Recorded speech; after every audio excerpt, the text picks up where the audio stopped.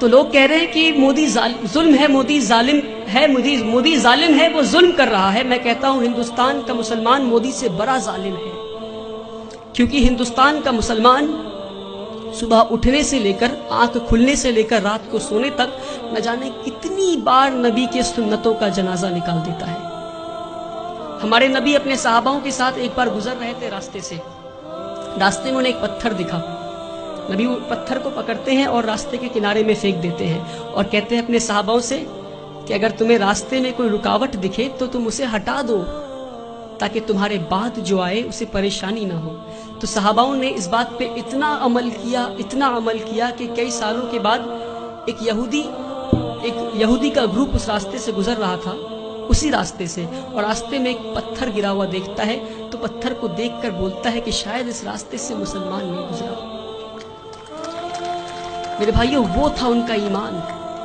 اور ہم آج کہیں بھی بم پھٹتا ہے تو بولتے ہیں شاید مسلمانی ہوگا، کہیں بھی گولیاں چلتی ہے تو کہتا ہے مسلمانی ہوگا۔ یہ نہیں کہہ رہا ہوں کہ مسلمان ہوگا، اپنے اندر جھانک کر دیکھیں کہیں اللہ کا عذاب تو نہیں آیا ہم پہ، کہ اللہ تو ناراض نہیں ہم سے۔ میں بھٹکل کے لوگوں سے نہیں بول رہا، پر بھٹکل کے لوگوں کے ذریعے میں ہندوستان تک یہ بات پہنچانا چاہ رہا ہوں، ہندوستان کے مسلمانوں تک یہ بات پہنچانا چاہ رہا ہوں۔ ایک بار ہمارے نبی صلی اللہ علیہ وسلم راستے سے گزر رہے تھے، ایک بوڑھی عورت کو دیکھتے ہیں، وہ اپنے سامان کو لے کر کھڑی تھی، تو مزدور کا انتظار کر رہی تھی وہ۔ تو نبی کریم جاتے ہیں، کہتے ہیں یا میری ماں، میں تمہارا مزدور بن جاؤں کیا؟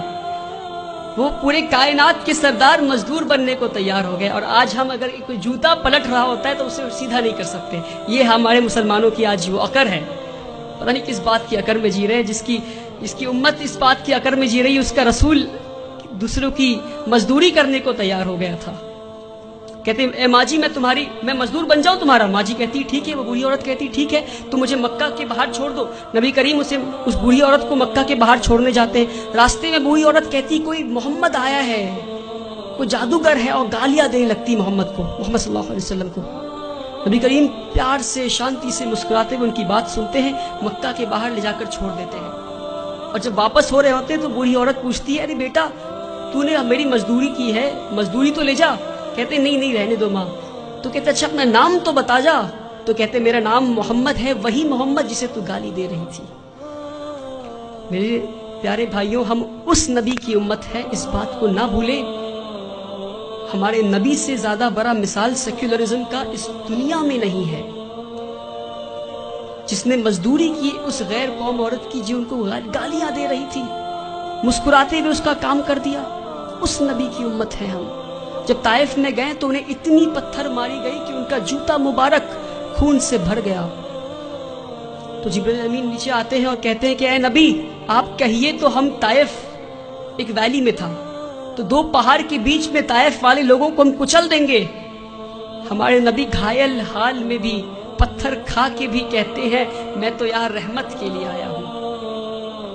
میرے بھائیوں، ہم اس نبی کی امت ہے، اس بات کو ہم نہ بھولیں۔ جس دن مسلمان اپنے نبی کی سنتوں کا جنازہ نکالنا بند کر دے گا، اس دن ہماری تقدیر بدل جائے گی انشاءاللہ۔ اللہ تعالی ہندوستان اور اہل ہندوستان کے دلوں میں اسلام کے لیے عزت اور مسلمانوں کے لیے پیار بخشے۔ اللہ تعالی اس دیش میں امن اور شانتی قائم کرے۔ وآخر الدعوانا والحمدللہ۔